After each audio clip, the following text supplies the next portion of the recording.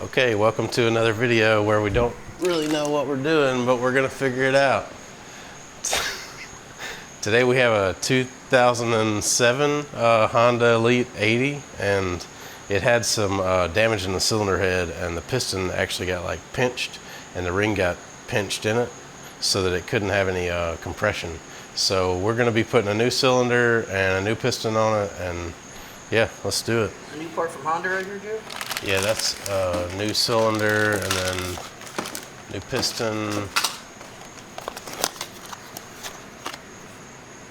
Very nice, very nice and smooth. Rings, wrist pin, and clips. This is so nice And with these small engines, things are just so cheap and you just... Well, it's easy too. This was like, whenever I originally tore this down, it's been a while, but it was like 10 minutes and we're like, okay, this is it. It was so simple. We tore the whole thing down and diagnosed the whole bike. Because originally we thought maybe it was a fuel thing. Clean the carb, check that, nothing. Started pulling everything off of it and just spraying starting fluid straight into it. Nothing. Okay, it has to be compression. So it's super easy and like not really anything to it. I think I got one of those scrapers in my box. I think so. One of those Titan. It's AutoZone now, but I think it came from Advance when we bought them. Huh. What, that gas scraper you're using? Yeah, this is like, this is what I saw in AutoZone the other day was Titan. That brand, they have a lot of stuff on the shelf in there. Right. But I've had this. I just bought it because I was in a bind Yeah. 10 years ago, and like, it's still nice and it's not all chipped up. I'm not abusive to it. Like, I only use it on gasket surfaces, but it has done good service for as cheap as it was.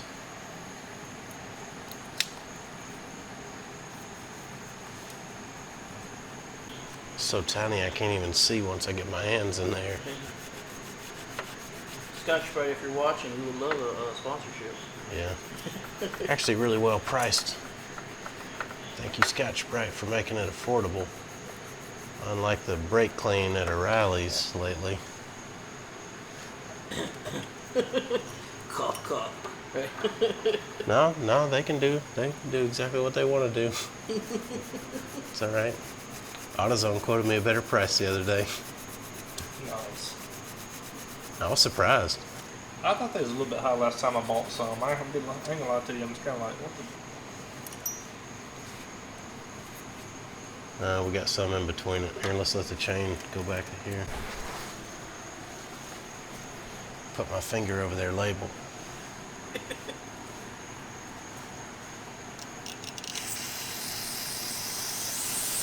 I'm just gonna make sure that I'm getting all the oil off of this. You know, it's kind of funny you talk about the label. I was watching a Hoonigan video the other day, and they're sponsored by, I think, NOS.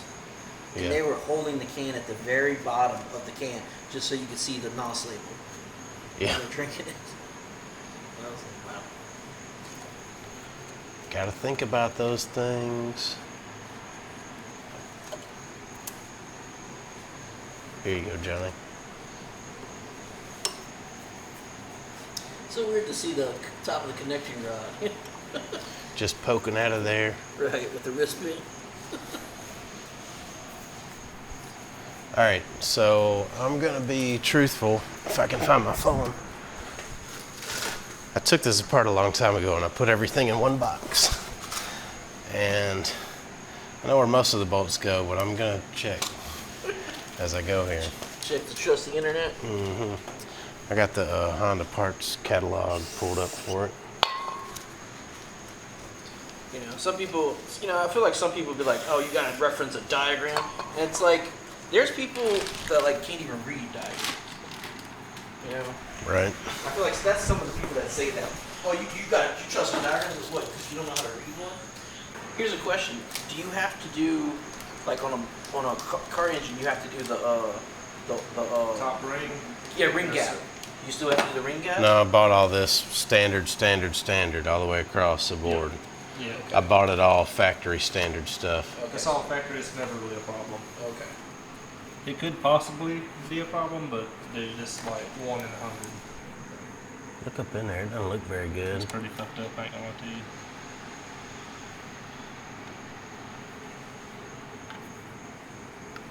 Get the wristband and see if it how it feels when it slides in there, the new one.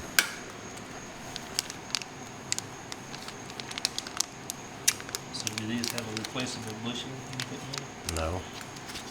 It's not gonna. What do you think? Let's just see what this feels like.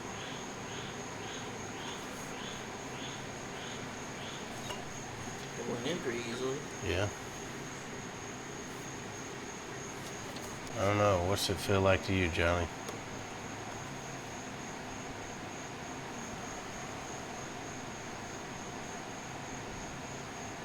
Not right. It's not right. It's Also, not good. See how this is dark? The closer we get down to Yeah, the bottom. see it. It's been heat. It's been heat cycled. Dang. Okay. Well, that's the end of the video, guys. Hope you enjoyed it. Wait, what's going on? I said that's the end of the video. Why is it the end of the video? I don't get it. Because that is. We've been defeated.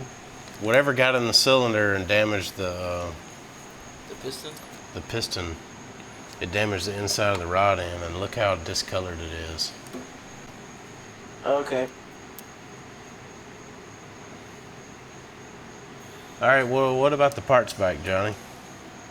Call Tracy Case and see if we can drive them. Is the bottom end okay on it? The only thing I seen that was bad was the cylinder. It's pretty fucked up, and the piston's pretty fucked up. The rest of the bottom end looked pretty good, from what I could tell. Yeah. That's the end of the video, guys. The scooter's still broken. Sometimes we don't. This is why we. Yeah. We're showing you that we're not always successful at everything we start. But you know what, guys? Since this was a short video, I think we should cut to some stuff that has been successful. Yeah, we have gotten inside the house. Yeah. All right, so this is what we got going on in here. It's a 3D printer. Didn't we tell them that the other day? I don't know. It's a 3D printer. We have a 3D printer. In the live stream, you were kind of unboxing and setting it up. Right, that's what it was. So basically, like we said originally, the update video. Yeah, the plan is to start developing parts in-house, and it's kind of difficult to do if I don't have like a plasma table or any of that stuff here. So I have purchased a 3D printer and a laser engraver so I can manually create coordinates. You know, like say if I want to make a part for, you know, a bracket or something that fits somewhere, I can use my dial caliper in the engine bay, manually get coordinates, enter it in the software, what I think may fit, and then cut this out with like paper or something on the laser engraver, some type of material, and then go up and use it as a template. And okay, well that needs to be adjusted a little bit. Go adjust it. Can do that really quickly.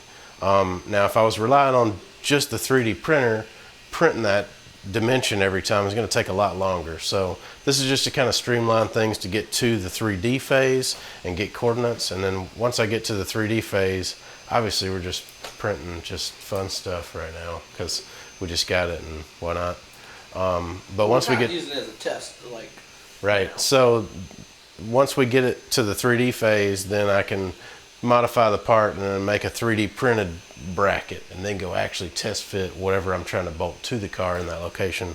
And then afterward I can have that STL file that I've created now for my part, and then have that piece outsourced, like CNC aluminum, or if I need it cut with plasma, just depending on what I'm making. So this kind of opens up the potential to start developing some things in-house for some of the projects and cars we're doing, and maybe I don't know, come out with a little better final product. Because if you guys know me, I've pretty much just been kind of self-taught and always doing things the manual way and doing them the hard way. So this is going to kind of push us into the new technology of the 3D world. Cool little, was it a Recaro you printed? Yeah, this is a Recaro, and then this is what do they call it? A Benchy. This is a Benchy boat. Yeah, which is kind of like the boat where if it comes out well, then you've got some good settings. Yeah, so this is a common piece for people to print, like when they're setting their printer up. And if you can get one of these to print good, then you're all right to go ahead and start printing stuff. But there were a few things that we didn't like about it. You know, it is a pretty clean print, but basically what we're doing now is kind of running the machine through different conditions and trying to get it really dialed in so that we can get the print nice and consistent, and we know when we're making parts, if it's a part that's not just a test fit piece, and I'm trying to make a finished piece like a cup holder or armrest, you know, people go to really basic stuff right off the bat. If we're trying to make a part that's going to be seen, obviously I want the quality to be good. So we're just running it through some tests and figuring out what we like and figuring out what we don't like, and seeing what we need to tweak and change. But it's going pretty good so far. And Carl made this beautiful Cressida emblem. / Mark II. Yeah, Cressida / Mark II. I don't know how well you guys can see it because it's really small. But it's there. So I basically just went to the internet and got a bunch of free files to start printing, and then Carl, he's smart, so he made his own from scratch. Yeah. So, all right, well, yeah. So since the scooter video went the bus, we figured we'd show you guys this. Yeah. Well, anyway, folks, I guess that's it. That's it, guys.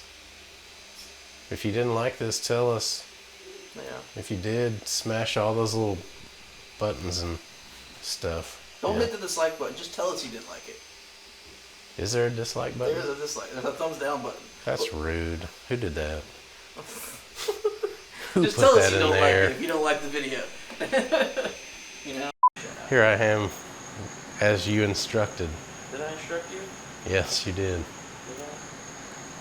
You told me to stand here and hold this piston. As I get my exposure.